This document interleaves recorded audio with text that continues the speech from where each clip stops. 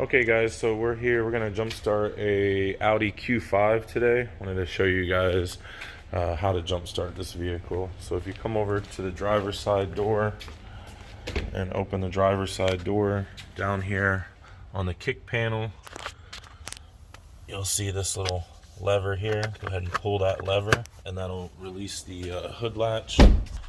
See, I've already got the hood up on this one. Now, once the hood latch has released it, you'll have a secondary latch here. Just move that to the passenger side of the vehicle like so, and that'll unlatch the hood here. Then under the hood, you'll have your positive jump point and your negative jump point. Go ahead and pinch this tab and pull that up, and then your negative is the one with the negative sign coming off of the firewall. Positive is right there.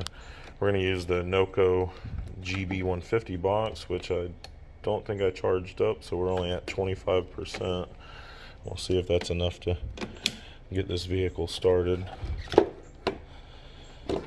Always hooking up the positive first and then the negative.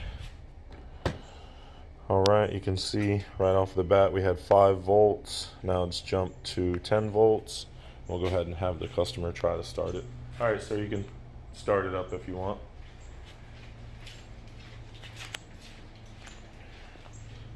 You can use jumper cables on this as well. It does not have to be a jump box. Just make sure you hook up the vehicle you're going to jump it from first, and then hook it to this vehicle, then start the other vehicle, then start this vehicle, and shut off that vehicle, and then disconnect the cables. Okay, sir, try it. It started. Can you rev it up? Hit the gas. There we go. Alright, now that it's started, this box will also read our alternator output, tell us if it's a charging issue or just a battery issue. Alternators should be at around 14 volts. If you could leave it running, we'll go ahead and charge it up.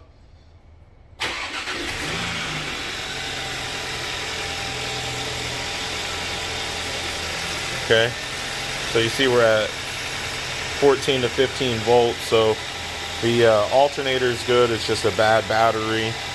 These batteries in Florida typically go out in about 1.5 to 2 years, especially being in a garage like this. The garage just gets so hot in here without, air conditioning, and so they don't last very long. So as you can tell, now that I've disconnected my box, the vehicle is still running, so it's definitely not a charging issue, it's just a battery issue. And then we'll go ahead and set our box down and put our hood down, and hopefully you guys enjoyed the video, and hopefully it was helpful, and we'll catch you on the next one.